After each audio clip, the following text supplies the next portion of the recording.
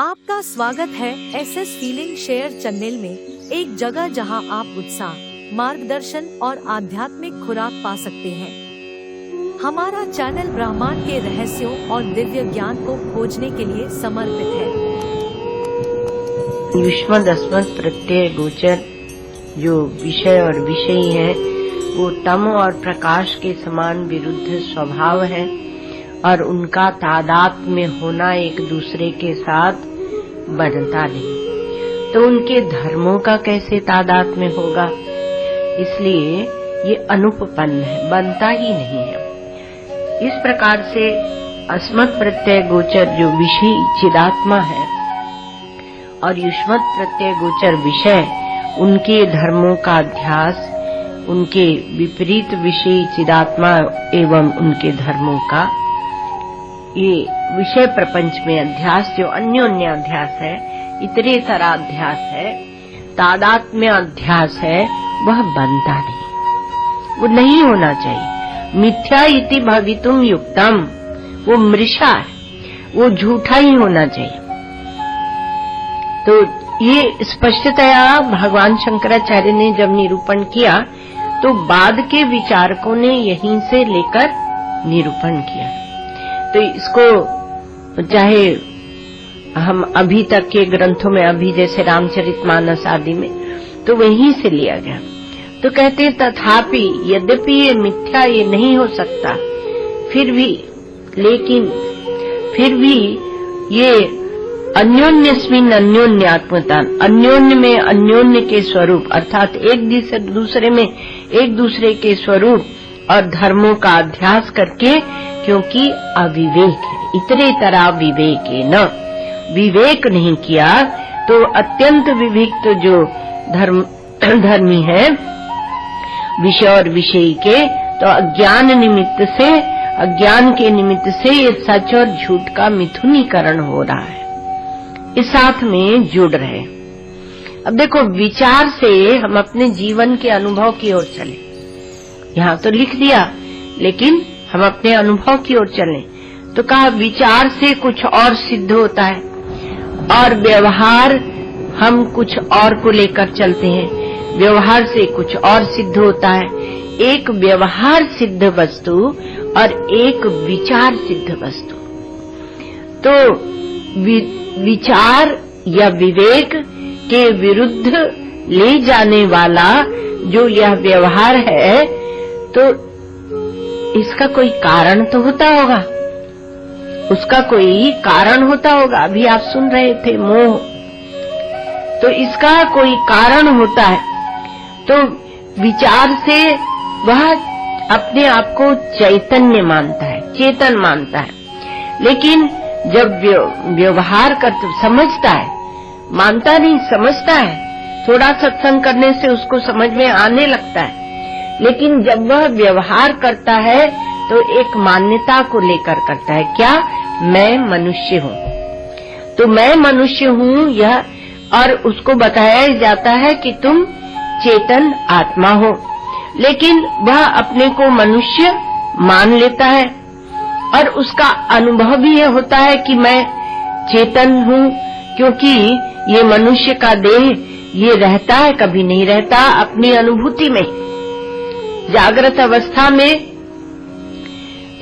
अवस्था में जिस देह को हम मैं करके और अनुभव के आधार पर व्यवहार चलाते हैं, स्वप्नावस्था में दूसरा देह बन जाता है, सुषुप्ति अवस्था में देह नहीं रहता है, किंतु इन सबको जानने वाला एक देह को, दूसरे देह को, देह के अभाव को जानने वाला वह एक रस रहता है, ये अनुभव हो गया। और श्रुति ने कहा कि अयम आत्मा ब्रह्म तत्त्वमसि इत्यादि प्रकार से श्रुतियां यत् साक्षात् अपरोक्षात् ब्रह्म, ऐसे श्रुतियां कह रही हैं। तो अनुभूति हो गई, श्रुति हो गई। और युक्ति से भी जब हम विचार करते हैं तो हम देह सिद्ध नहीं होते। देह के पीछे जो बैठा है चेतन, प्रत्येक आत्मा चेतन, और हमारे यहाँ तो कर्म कांड में ही बता दिया जाता है कि वह गमनागमन करता है, जाता आता है। तो वह जाता आता है अर्थात वो जीवात्मा वो स्वतंत्र जाता है, देह रहित जाता है, बिना देह के भी जाता है। तो अभी क्या है कि फिर भी युक्ति से भी हम विचार करते हैं। वो जागृत स्वप्न सुषुप्ति वाली युक्ति तो बहुत ठोस है, उसको तो छोड़ा ही कैसे जा सकता है। श्रुति भी, युक्ति भी और अनुभूति भी। जिस दृश्य को हम एकदम ठोस मानते हैं, पता नहीं कब गायब हो जाता है। अभी चल रहे हैं महाराज, चल रहे हैं और बड़े आराम से, सबका किसी का तो अनुभव होगा, अब सुनते होंगे, तो बड़े आराम से चल रहे हैं और चक्कर आए और दुनिया गायब, सो गए सुषुप्ति में, मूर्छा में गायब, सुषुप्ति में गायब, तो एक दुनिया गायब हो जाती है। और वो गायब होने पने को जानने वाला भी कोई रहता है। वो कहता है कि अच्छा, और कभी कभी तो ऐसा होता है कि मूर्छा आ गई, दुनिया गायब हो गई, वो पता ही नहीं चला। तो ऐसा जो अपना आत्म तत्व है, युक्ति से भी आप उसको लगा लें। और युक्ति, श्रुति ने जो बताया, अनुभव ने जो बताया कि वह एक रस साक्षी चेतन आत्मा रहता है, उस सिद्ध आत्मा का जो चेतनत्व है, उस पर आप विचार करें। तो आत्मा सिद्ध है, ऐसा नहीं कि आत्मा को सिद्ध करना पड़ता है। तो आत्मा ये सिद्ध है, और मनुष्यत्व का व्यवहार तब हम क्यों करते हैं? मनुष्यत्व से तात्पर्य है कि 2 हाथ टंगे हुए हैं, 2 पांव लटके हुए हैं, एक पेट है, एक खोपड़ा है, उसको आप बोल देते हैं मनुष्य।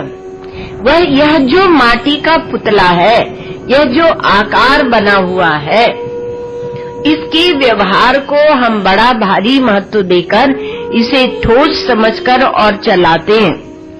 तो मनुष्यत्व को व्यवहार हम क्यों करते हैं? तो यहाँ कहा गया कि ये सिखाया नहीं गया है, ये क्या सीख कर आया है? नहीं, कहा नैसर्गिको अयम लोक व्यवहारा, यह नैसर्गिक आ गया, पैदा हुए तब से आ गया।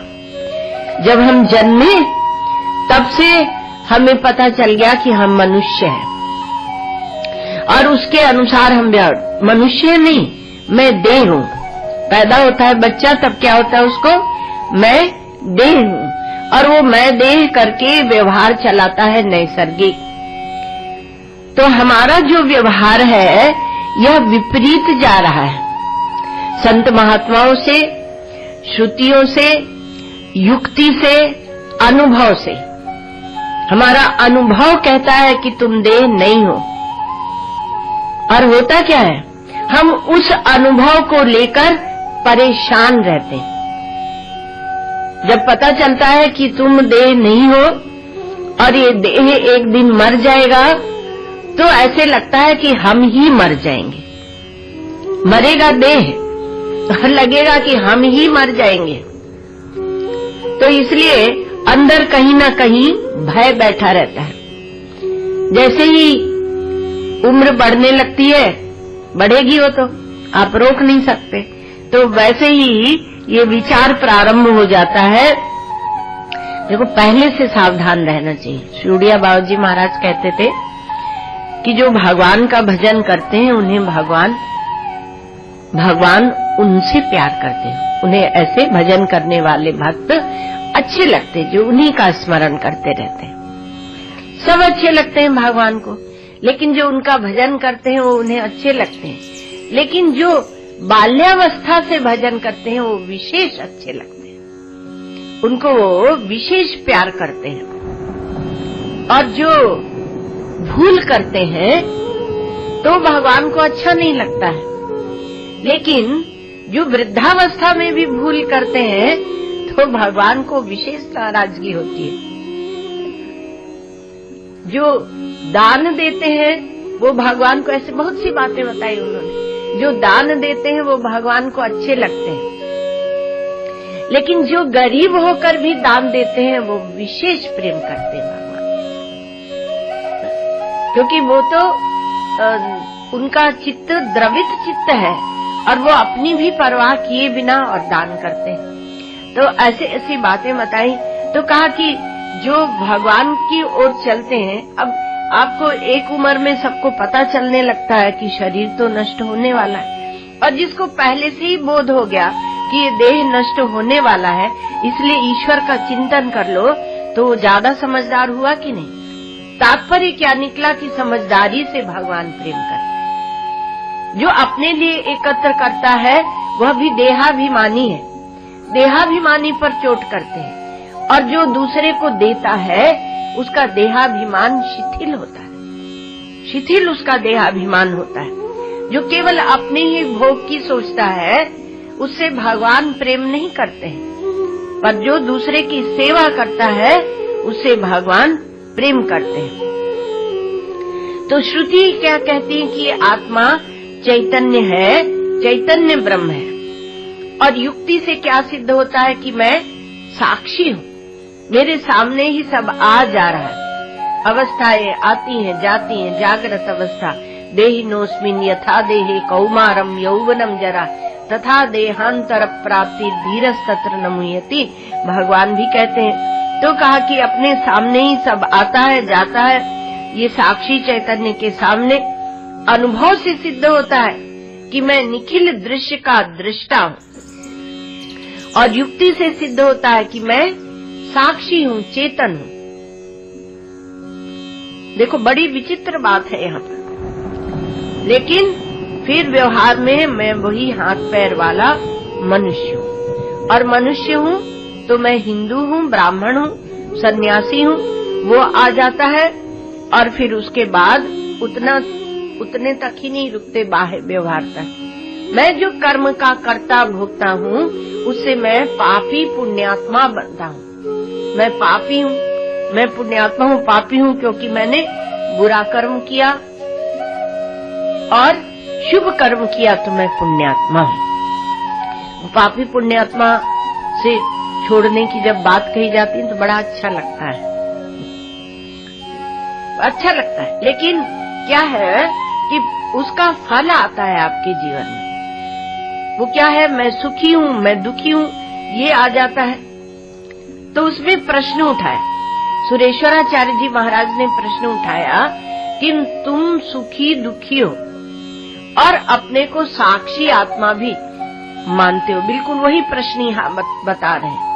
चैतन्य का धर्म और जड़ का धर्म दोनों को हम एक दूसरे में मिला रहे हैं, ये हमारा स्वभाव बन गया है। नैसर्गिक का अर्थ है स्वभाव, क्योंकि परिच्छिन्न भाव को हमने ओढ़ लिया।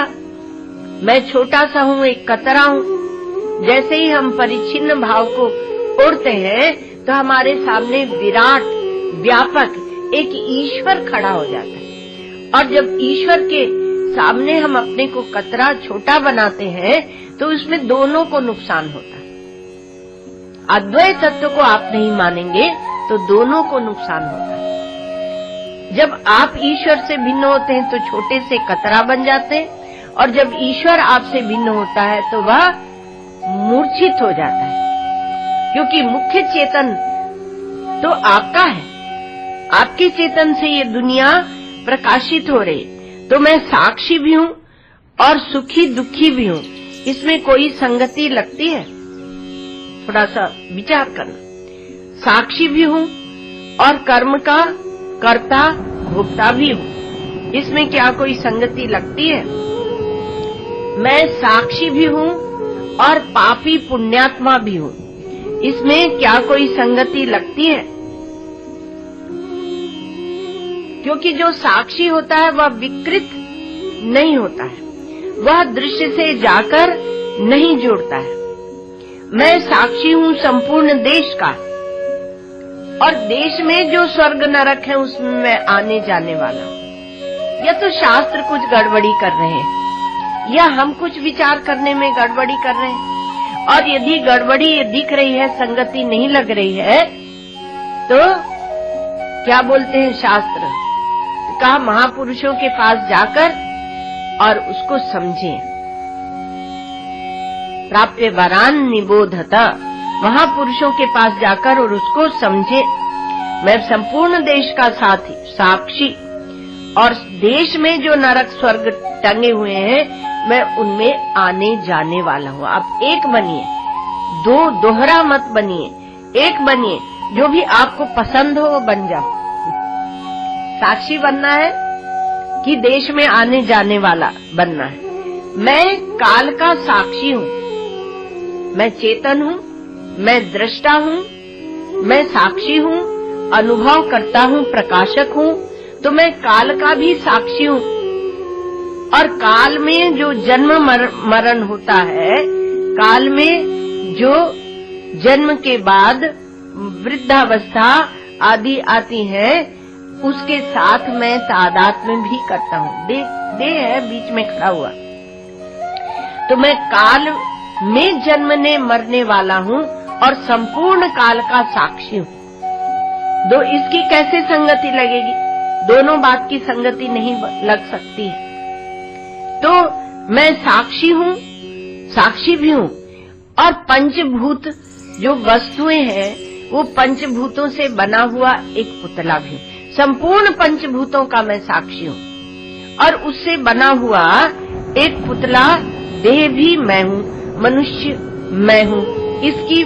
इस दोनों चीजों की संगति कैसे लगेगी? कैसे लगाएंगे आप संगति? साक्षी है तो संपूर्ण देश का, संपूर्ण काल का, संपूर्ण वस्तुओं का साक्षी है।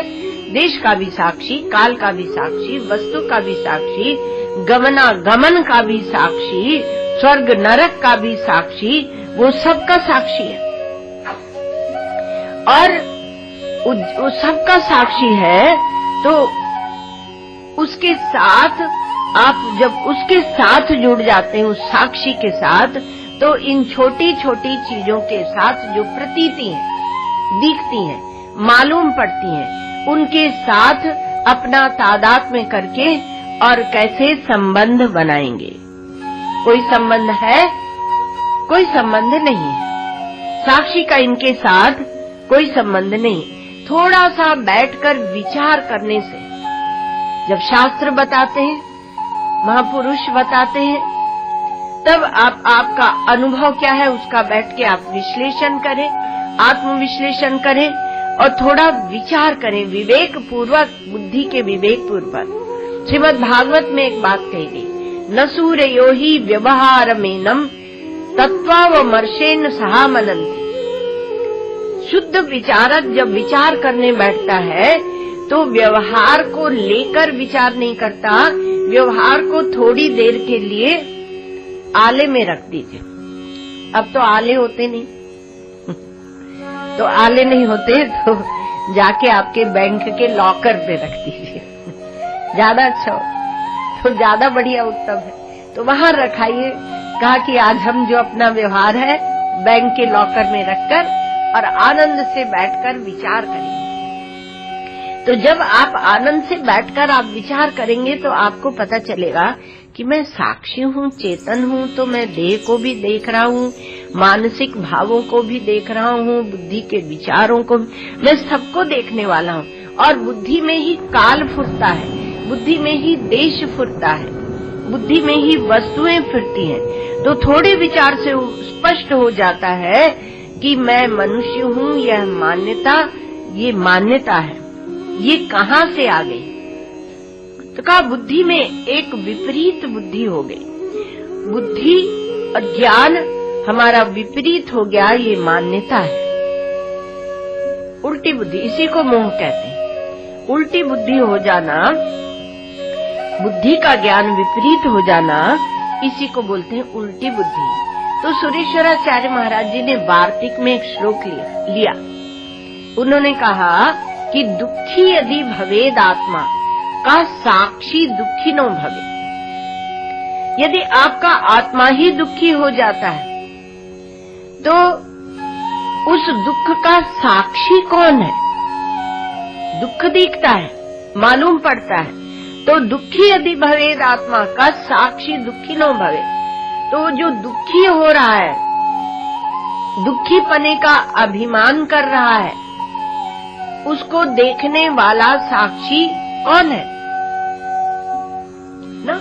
तो दुखिनो साक्षिता नास्ति, जो दुखी होता है साक्षिनो दुखिता तथा दुखिनो साक्षिता नास्ति, जो दुखी होगा वह साक्षी नहीं हो सकता, और जो साक्षी होगा वह दुखी, साक्षिनो दुखिता तथा तो जो साक्षी होगा उसमें दुखिता आती नहीं, दुखी पना उसमें आता नहीं है, क्योंकि वह तो साक्षी है, वह उससे असंग है, दृष्टा है, तो उसमें कोई दुख आता नहीं। क्योंकि वो दुख का साक्षी है, सुख का भी साक्षी है, और एक जो दुखी बनता है वही थोड़ी देर में सुखी बन जाता है, और साक्षी देखता रहता है। अब जगन्नाथ जी जाएंगे तो वहां भगवान कैसे, दो बड़ी बड़ी आंखें, आपके साक्षी स्वरूप का वर्णन है, दो बड़ी बड़ी आंखें, और भोक्तृत्व है।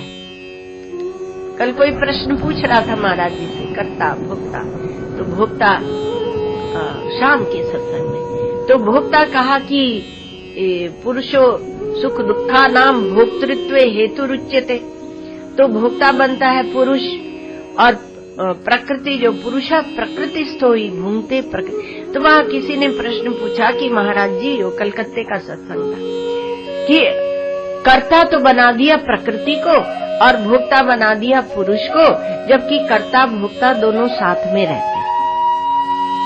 तो श्री महाराज जी ने कहा कि हाँ, प्रकृति में कर्ता रहता है और भोक्ता पुरुष में बता दिया, क्योंकि भोक्तृत्व थोड़ा आत्मा से आता है, लेकिन वह भोक्तृत्व वह पुरुषा प्रकृतिस्थो ही भूंगते प्रकृति जान गुणान। तो भोक्ता कब बनता है, जब प्रकृति के साथ जुड़ जाता है। तो वही बात यहाँ कह रहे हैं कि दुखिनो साक्षिता नास्ति, जो दुखी होता है उसमें साक्षिता नहीं होती, और जो साक्षी होता है उसमें दुखिता नहीं होती। या तो आप दुखिता को ले लो या साक्षिता को ले लो। कहा महाराज हमने चुन लिया है, क्या? कहा हम दुखिता लिए हुए हैं। व्यवहार का नाम है दुखिता, व्यवहार माने दुखिता, ऐसे लिख लेना, व्यवहार इज इक्वल टू दुखिता, इन डायरी में लिख लो। तो जितना जितना व्यवहार बढ़ाओगे वो बड़े खुश होते हैं, हमारे तो बहुत चेले चपाटी बढ़ रहे हैं, आश्रम बढ़ रहे हैं, वो दुखिता बढ़ रही है। वो दुखिता को लेकर सुखी हो रहे। तो जो दुख का साक्षी होता है वो सुख का भी होता है। एक महात्मा तो कहते हैं कि वास्तव में सुख होता ही नहीं, व्यवहार में दुख दुख दुख दुख दुख, और क्षणिक दुख का अभाव आ जाता है, क्योंकि आत्मा आनंद स्वरूप है, तो दुखा भाव को ही सुख कह देते हैं। तो दुखम दुखम दुखम और दुखा भावम इज इक्वल टू सुख। तो ऐसे करके ये बड़ा भारी चक्र चल रहा है। अब वो पिसने की अब महाराज जी परिभाषा बताते थे कि ऑफिस जाते ना, ऑफिस तो बोले सुबह से शाम तक पिसते हैं, जहाँ आसमंतात पिस्यते इति आपिसम, ऐसे संस्कृत में शब्द महाराज जी बनाते थे। तो क्या सुबह से शाम तक जहाँ पिसते रहते हैं, और फिर क्या होता है, सिर भारी हो जाता है। तो घर में जब आते हैं तो घर में पत्नी या माँ थोड़ा सिर में ठंडा तेल लगा देती है, तो बोलते हैं हाँ ये लोग हमें सुख देते हैं। तो क्या होता है, जो इतना सारी तकलीफ उठाई थी बच्चों ने, तो अब उसको थोड़ा बहुत चैन मिल गया। तो इसलिए क्या बोलते हैं कि जो दुख का साक्षी है वही सुख का भी साक्षी है, और ये सुख और दुख एक दूसरे के पर्याय है, ये आते जाते रहते हैं।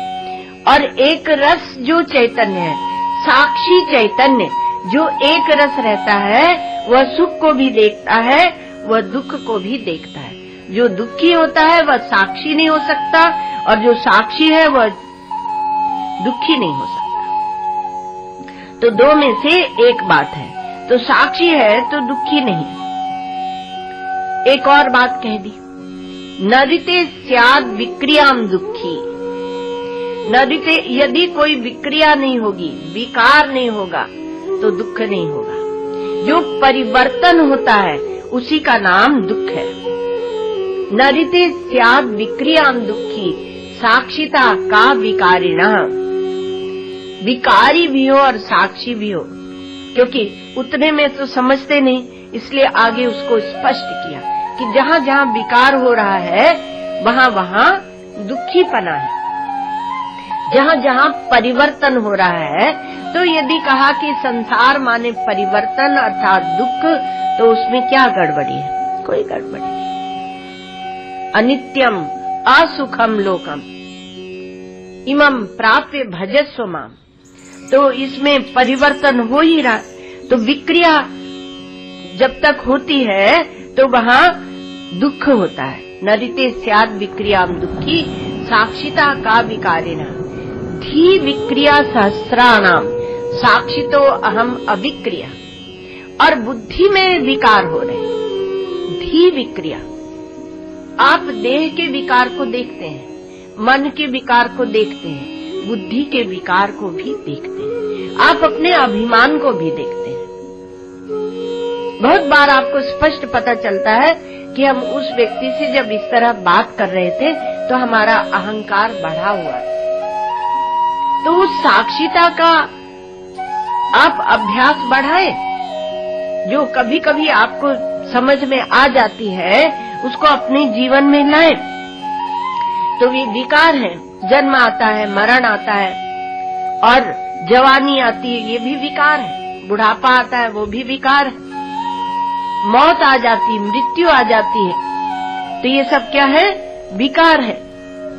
तो कहा ये तो दैहिक है, ये तो देह में होते हैं, लेकिन और भी होते हैं। कहा कि आपके भावों में आपको संयोग वियोग होता है, उससे भी आप दुश्मन का संयोग हो गया तो दुखी हो जाएंगे, और प्रियजन का वियोग हो गया तो दुखी हो जाएंगे।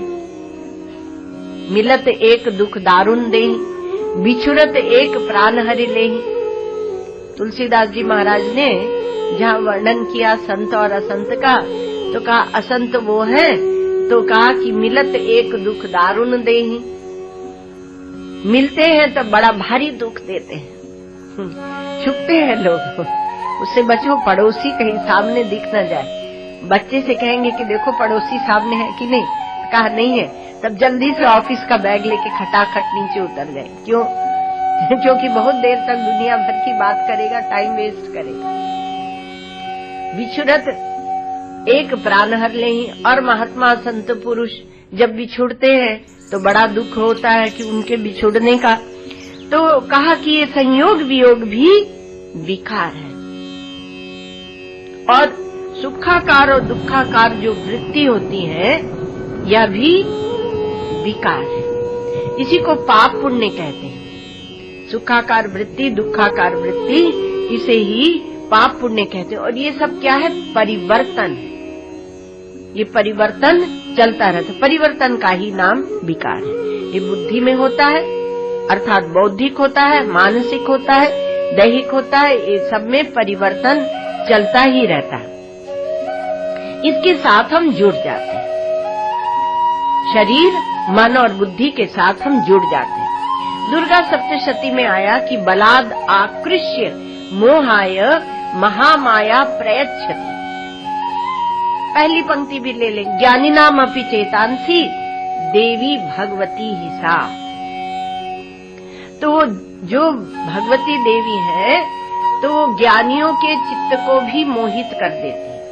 अर्थात जो महामाया है, परमात्मा की अभिन्न शक्ति है, वो जब काम करती है, जिससे सृष्टि दिखने लगती है, तो इसमें क्या होता है कि मोहग्रस्त ज्ञानी भी मोहग्रस्त हो जाता है।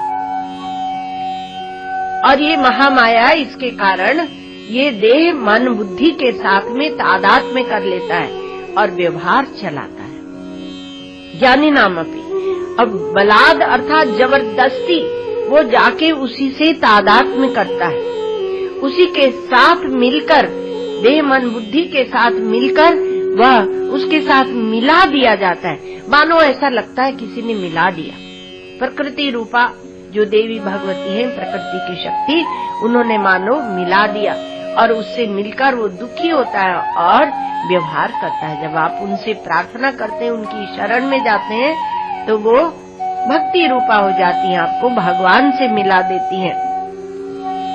तो अब ये जो विक्रिया की बात आ गई, तो दो प्रकार की क्रिया होती है, एक क्रिया होती है, एक विक्रिया होती है। तो क्रिया जो होती है वह कर्तृत्व पूर्वक होती है और कर्ता के अधीन होती है।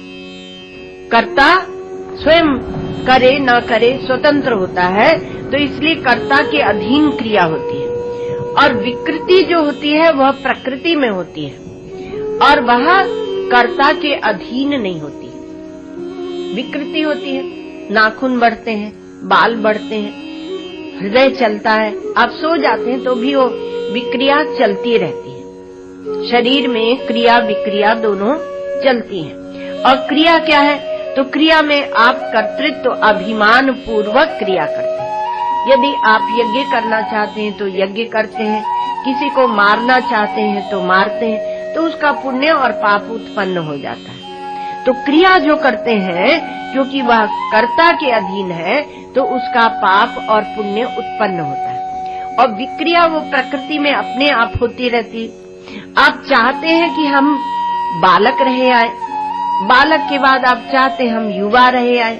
बालक तो भी चाहता है कि हम युवा हो जाए, क्योंकि हम शक्तिशाली हो जाएंगे, लेकिन युवा नहीं चाहता कि वृद्धावस्था आए, लेकिन आ जाती है, क्योंकि विक्रिया चलती रहती है। तो ये कर्ता की अधीनता विक्रिया में नहीं है, आप चाहकर उसको रोक नहीं सकते हैं, क्योंकि वह स्वभाव से, प्रकृति जो है वो स्वभाव से ही विकारिणी होती है। प्रकृति में विकार परिवर्तन होता ही रहता है, वो विकारिणी होती है।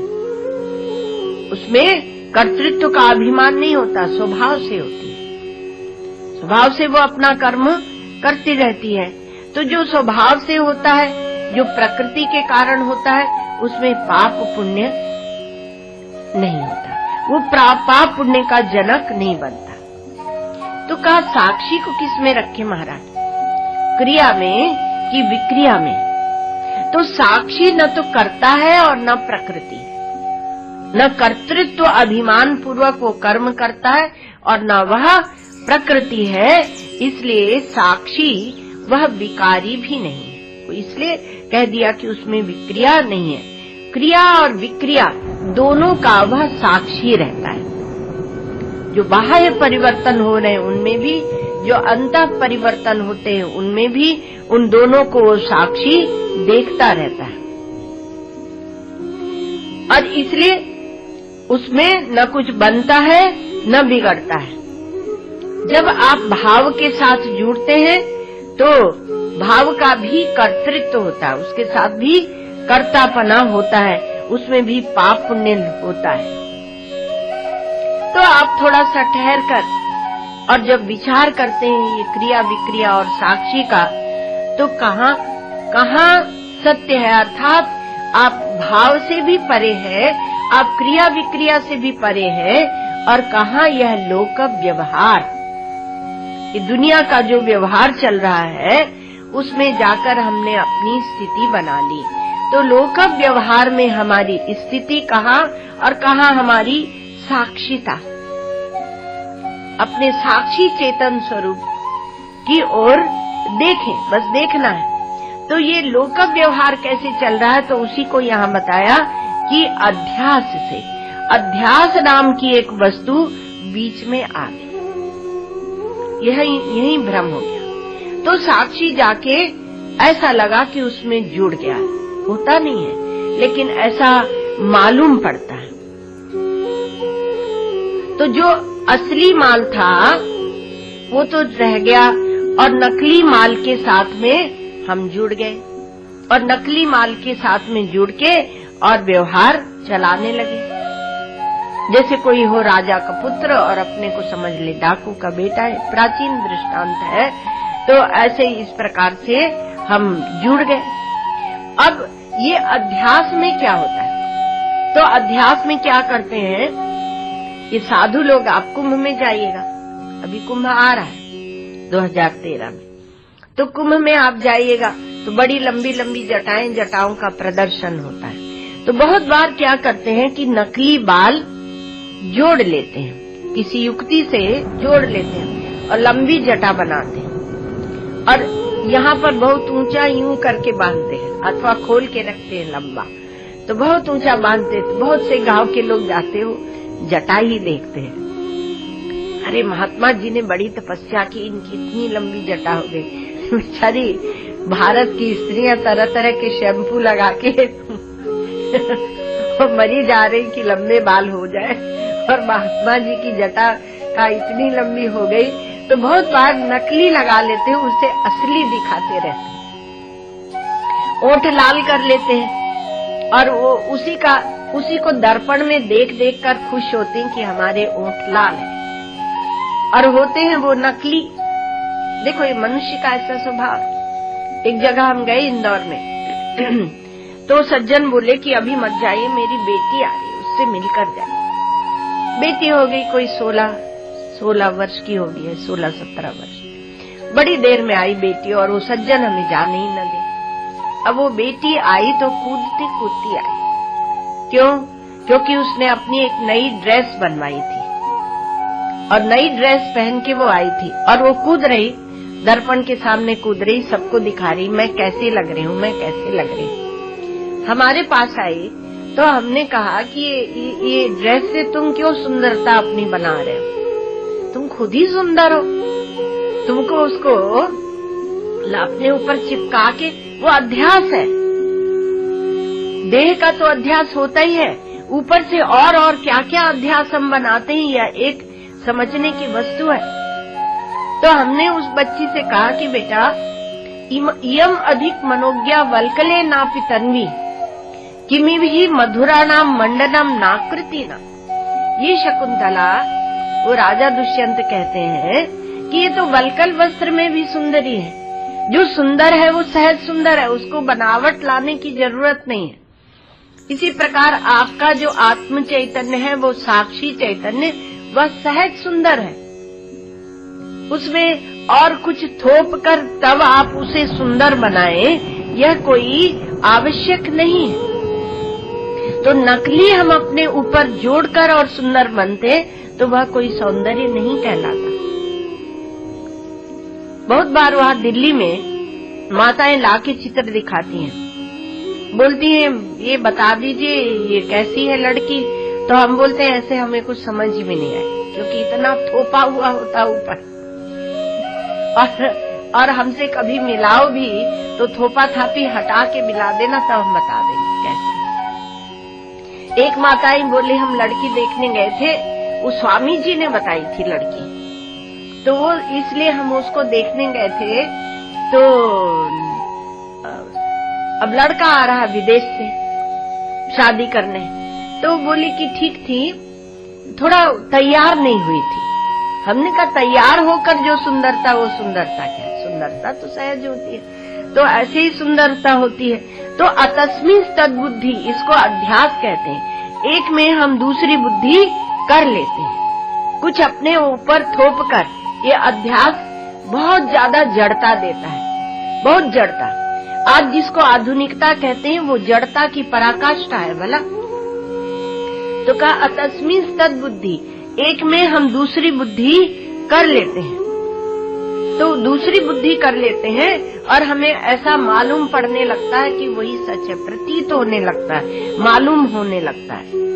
ये मालूम पड़ना क्या है? प्रतीयते इति, जो मालूम पड़ता है, तो मालूम पड़ना तो प्रत्येक विषय जो है हमारा, वह अनुभव का, प्रत्येक विषय जो है वो अनुभव में आ रहा, उसको प्रत्यय कहते हैं। तो ये प्रत्यय अर्थात प्रत्येक विषय अनुभव जब होता है तो प्रत्यय रूप में होता है, जब बाहर विषय होता है तो विषय रूप होता है, और जब उसको हम अंदर ले लेते हैं तब वो प्रत्यय रूप हो जाता है, अर्थात मालूम पड़ने लगता है, हमें उसका ज्ञान होता है।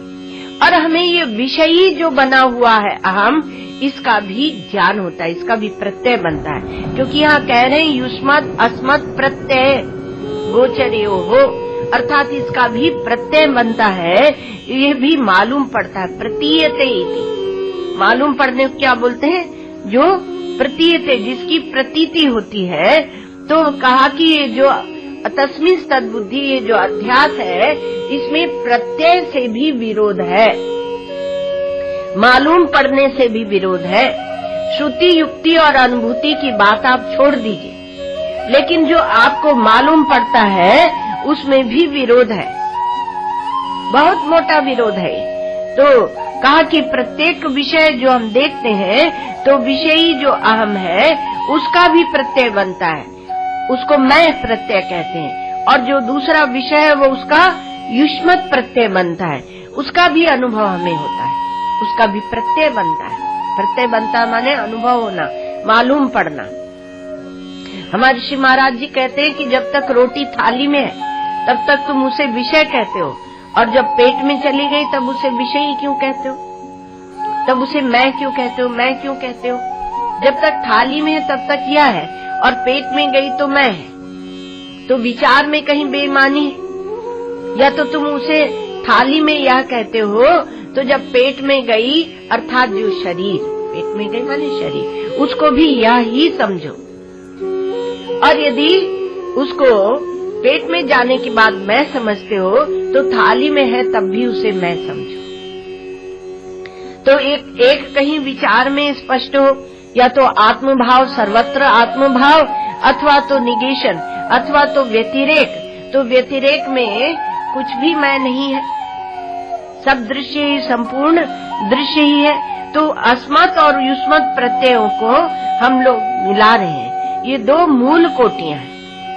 अब विषय जो है वो अनेक होते हैं, और जब उनकी प्रतीति होती है, जब वो अंदर आ जाते हैं, वृत्तिस्थ हो जाते हैं, तब उन्हें प्रत्यय कहते हैं। तो प्रतीत होने का नाम प्रत्यय है, अथवा प्रत्येक विषय में जो रहता है प्रतीति रूप में उसको प्रत्यय बोलते हैं। प्रत्येक विषय में जो प्रतीति हो रही है उसको भी प्रत्यय कहते हैं। अब हमको क्या होता है, कहा हमें शत्रु मालूम पड़ता है, ध्यान से सुनना, महाराज जी की बात है, आप लोग ध्यान से सुनो। कहा शत्रु मालूम पड़ता है, मालूम पड़ना इसी को प्रत्यय बोलते हैं। मित्र मालूम पड़ता है, आदमी मालूम पड़ता है, अर्थात उसका प्रत्यय बन रहा है। दुनिया मालूम पड़ती है, जीव मालूम पड़ता है, जीव का प्रत्यय बन रहा है। ईश्वर मालूम पड़ता है, और यहाँ है तो कहा यह मालूम पड़ता है, मैं मालूम पड़ता है। ये सब क्या है, तो यह और मैं अलग अलग हो जाएंगे जब आप विचार करेंगे।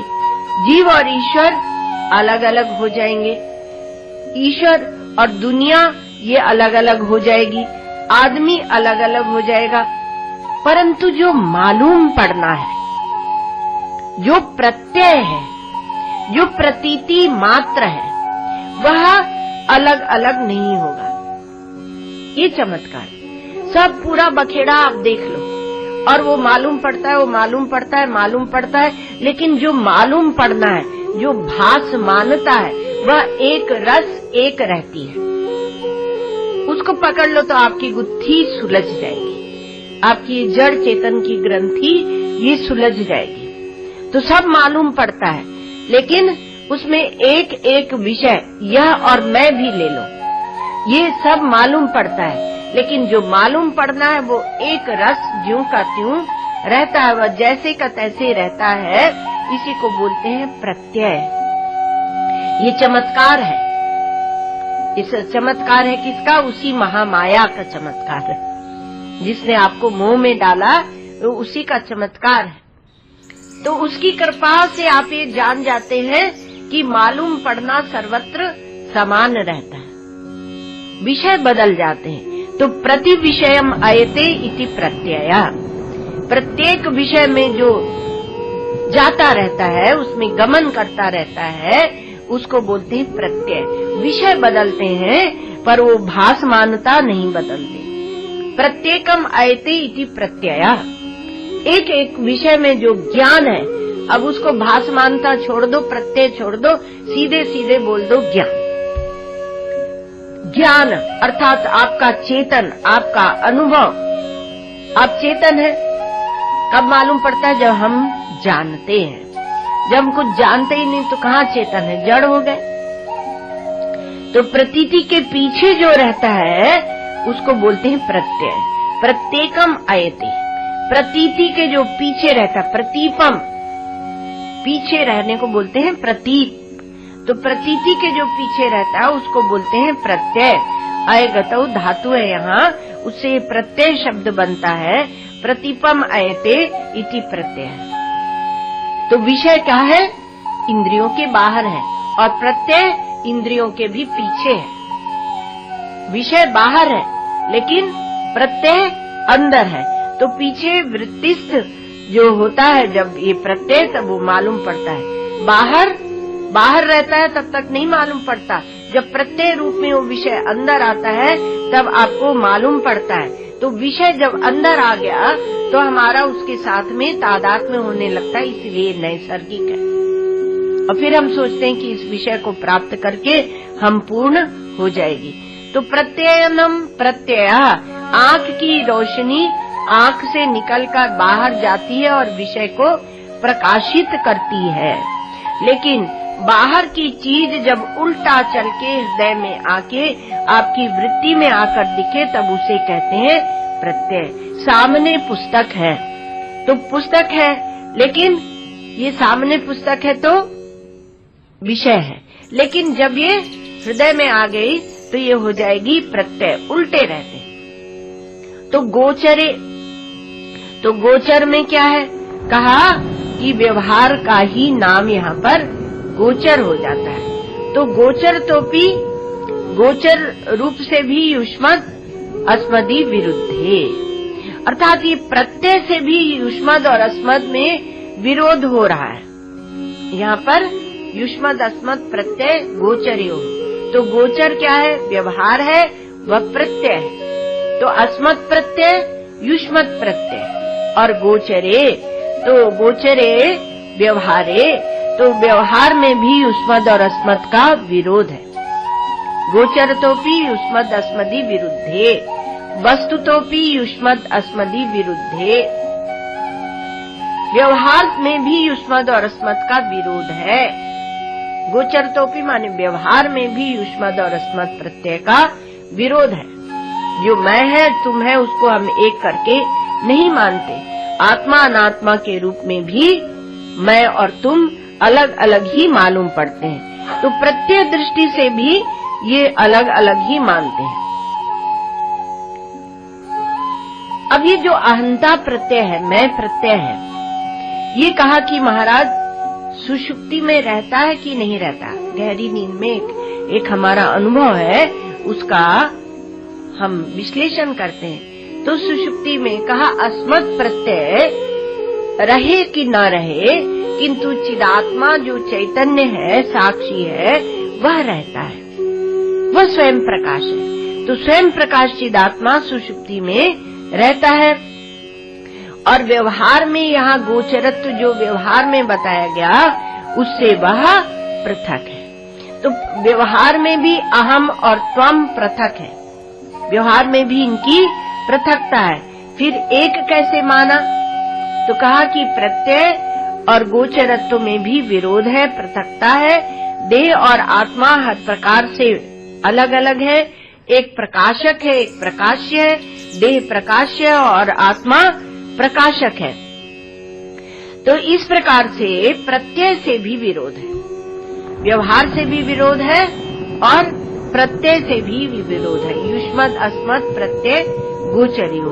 और किसमें? कहा विषय और विषयिनो हो, विषय और विषयी का विरोध है। तो ये देह जब इतना विरोध है तो ये देह आत्मा को बांधता कैसे? कैसे ये आत्मा देह के साथ बंधता है?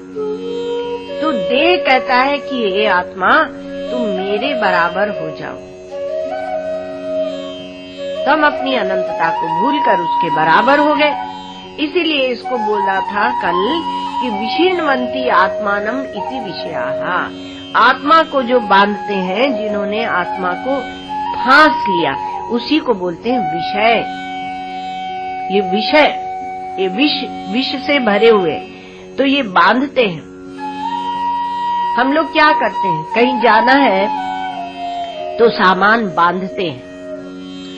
और फिर उसके बाद फिर हम खुद सामान से बंधे रहते हैं। सामान है कि नहीं, कोई ले तो नहीं गया, कोई उठा तो नहीं रहा, तो पूरे समय सामान से, पहले सामान को बांधते, फिर हम खुद सामान से बंध जाते। वही लीला चल रही।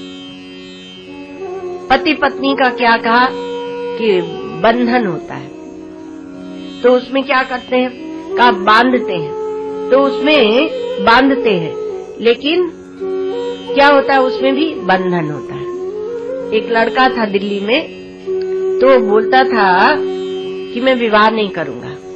माता पिता सब परेशान थे, एक ही बार हमारे पास आए, इसको कुछ समझा, तो बहुत मजेदार।